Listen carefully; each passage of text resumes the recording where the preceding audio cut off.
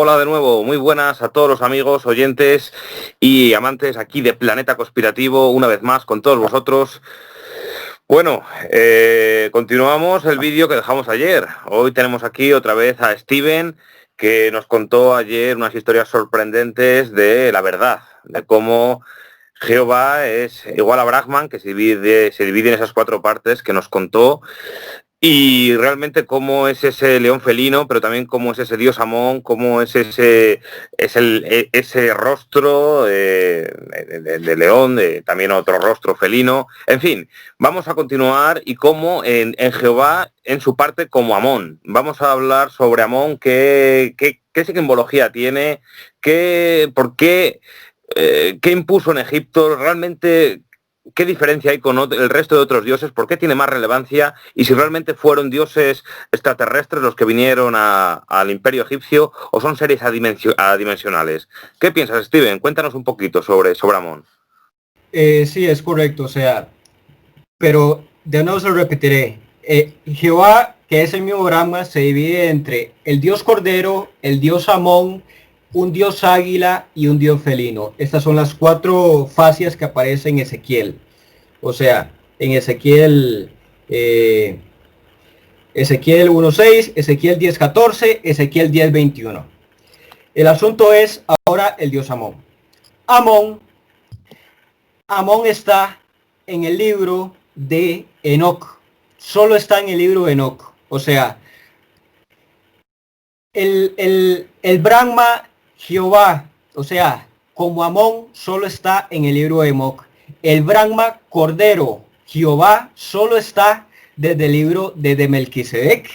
Y el Brahma, lo que se denomina felino Jehová, está sobre ya el libro común, desde el Génesis hacia Malaquías. Por diferenciar cada libro y cómo entenderlo, porque es muy difícil entenderlo, claro. Por eso se necesita la orientación. ¿Qué es lo que sucede? Desde el libro de Enoc se ve la clara evidencia que es el Brahma, el anciano de días, por no llamarlo Jehová. Por llamarlo como realmente es, el anciano de días, que no es Jehová, porque se dividió, se fue en dividir. Los cuatro dioses, que fue Amón, el cordero, el felino y el águila, se dividieron. Entonces, ¿cuál es el que quedó? Jehová. Jehová quedó en el felino, solo en el felino. El anciano de días es el dios Amón. Y el cordero es el dios que se habla Melquisedec. Porque no vaya a quedar dudas, ¿verdad? Entonces, la evidencia clara que existencia, que se habla de Amón, es esto. Y es así. Es que lo que sucede es que Jesús, cuando menciona en el Nuevo Testamento la palabra en nombre del Padre, del Hijo y del Espíritu Santo, amén, ahí está la clave. Amigo, sí señor. ¿Por qué? Porque todo esto funciona con etimologías. La palabra amén significa lo mismo que Amón. Por eso es que hacia Jesús lo ejecutaron. ¿Por qué? Porque andaba en predicar otros dioses y en nombre de el Dios Amón. Amén. Ahora, ¿cuáles son los versículos claves que yo les puedo entregar a ustedes porque no vaya a quedar duda? Son estos. Deuteronomio 2.19. En Deuteronomio 2.19, Jehová aún no es enemigo sobre Amón. Aún son amigos. Aún. Pero luego que pasa Deuteronomio hacia los demás libros, Salmos, Reyes, Jueces, Esdras, Nehemías, Esther, Cantares, Isaías, Job, ya no es amigo. ¿Por qué? Porque así dice el versículo, porque se vaya en orientación. Deuteronomio 2.19. No los molestes, no molestes a los hijos de Amón. ¿Quién dice esto? No molestes a los hijos de Amón. El mismo Jehová.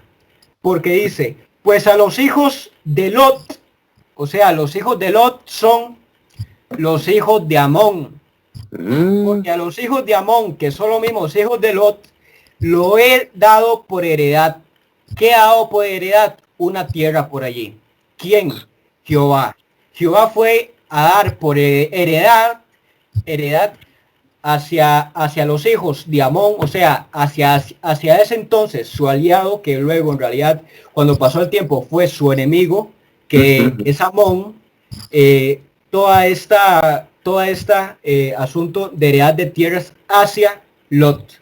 Ahora, el Dios que le aparece a Abraham, cuando lo visita en la tierra con los 3, 4 ángeles por allí que menciona, en Génesis 18, preciso Génesis 18. En Génesis 18 se habla de el mismo Amón. ¿Por qué? Porque estos son relaciones lógicas, o sea, se debe hacer conclusiones. ¿Por qué razones? Porque, o sea, Jehová está salvando a un súbdito de Amón, que es el mismo Lot. O sea, ¿cómo es posible? Y en Génesis 18 se afirma aquí que en Génesis 18 que según Dios le aparece a Abraham, que le menciona que va a ser el padre sobre las naciones y todo el asunto, y que va en destrucción Sodoma y Gomorra. Entonces es allí el dato preciso, conciso, que determina pues la congruencia. Otra cosa más. ¿Cuál es la causa de la destrucción de Sodoma y Gomorra? La causa de la destrucción de Sodoma y Gomorra es que fueron gente impía, fueron gente el impía, pecado, no homosexual. ¿Por qué? Porque la homosexualidad, o sea, David fue un ser bisexual y Jehová lo seleccionó entre varios hermanos. Ahora, ¿dónde yo puedo evidenciar esto?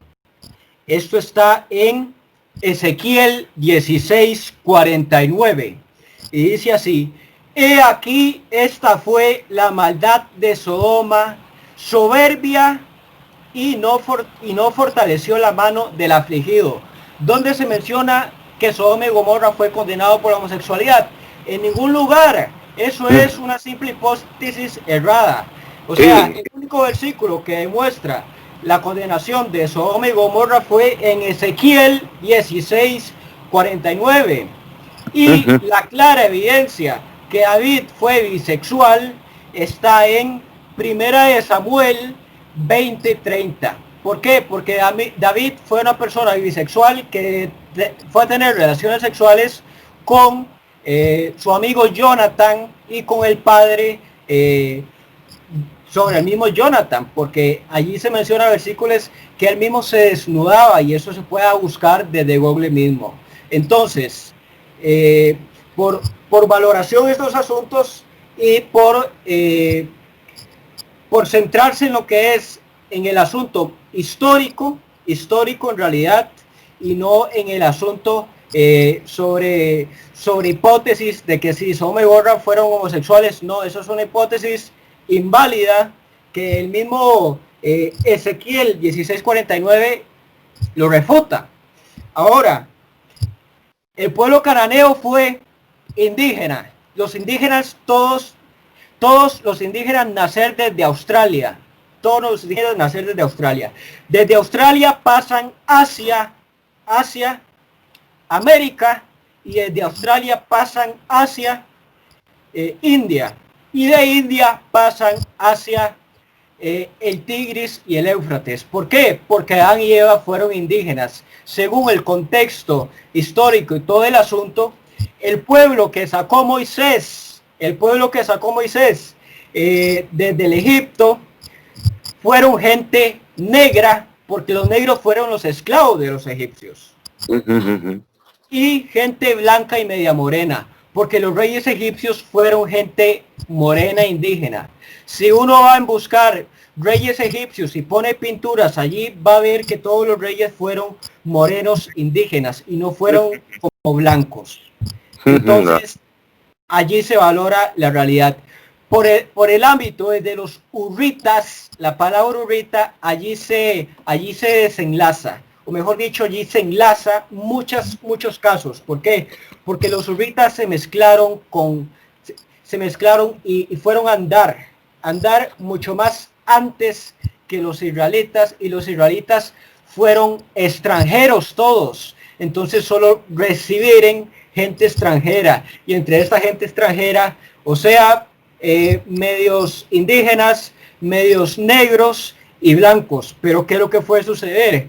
Que en el mundo antiguo existencia mucho el racismo, y si Israel ahora está por gente pura blanca, es porque los mismos blancos fueron a hacer racismo adverso hacia negros e indígenas y los mataron, y eso está claramente los genocidios y muertes desde toda la Biblia judía.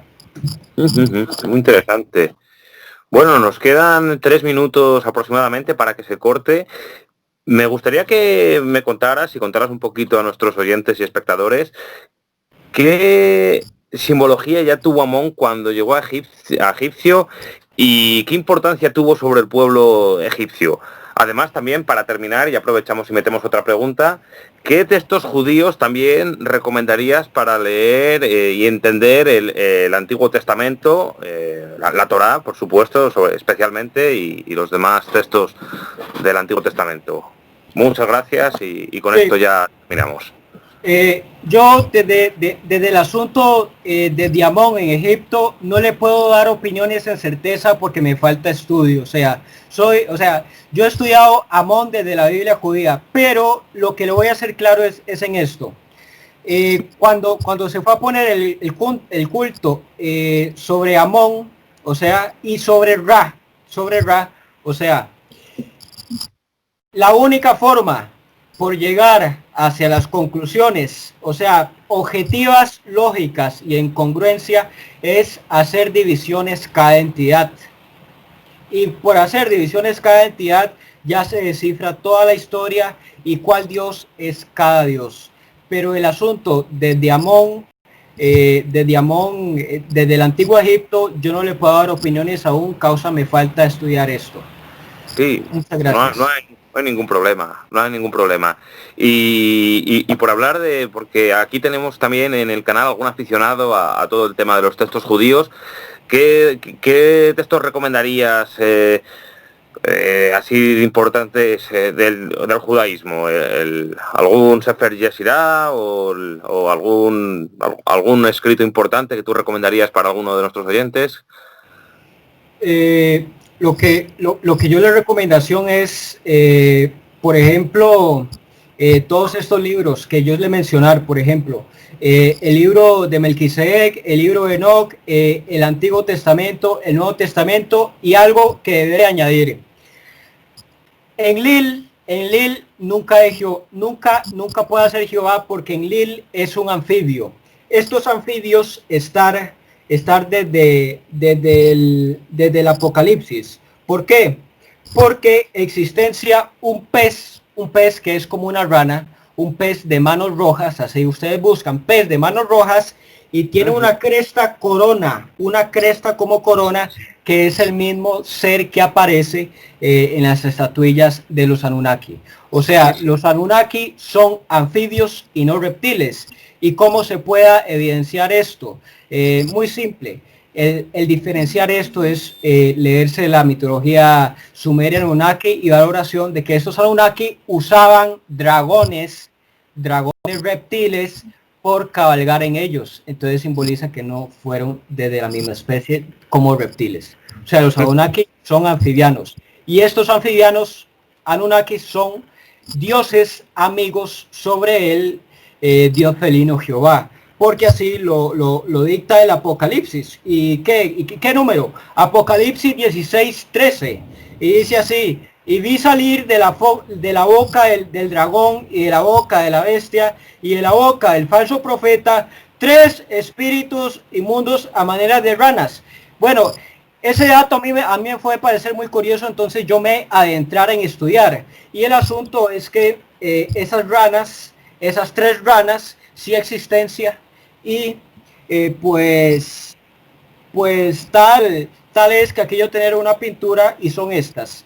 Pez manos rojas, que es el principal Anunnaki. Rana tablacha y el ajolote. O sea, las predicciones desde la Biblia judía son muy objetivas y en realidad muy curiosas. Como por ejemplo el diferenciar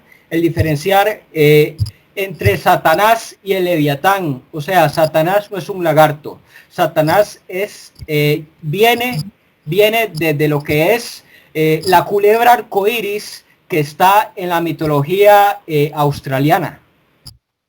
La culebra arcoíris en la mitología australiana. Desde allí llega Satanás. O sea, es una relación tremenda que cuando se estudia en realidad, y si se le pone atención y en realidad cuidado hacia el asunto, por escudriñar el asunto, o sea, todas las cosas quedan muy claras en realidad. Sí, pues es increíble, Steven, todo el conocimiento que tienes y toda la información que nos has dado.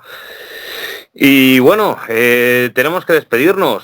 Amigos, espero que hayan podido aprender muchísimo de Steven, tanto como he aprendido yo. De hecho, pienso repasar estos vídeos para aprender más cosas y que se me queden en la memoria. También decir que es buen complemento para todo el estudio bíblico, también libros como el Talmud o el Zohar. Sin embargo, todos requieren también a un experto que pueda cifrarlo, como bien dice Steven, que todo requiere su entendimiento y sus claves para poder comprender estos textos tan antiguos. Sin más, muchas gracias, Steven, por tu colaboración y nada, esperemos tenerte en algún otro vídeo por aquí. Hasta pronto, amigo.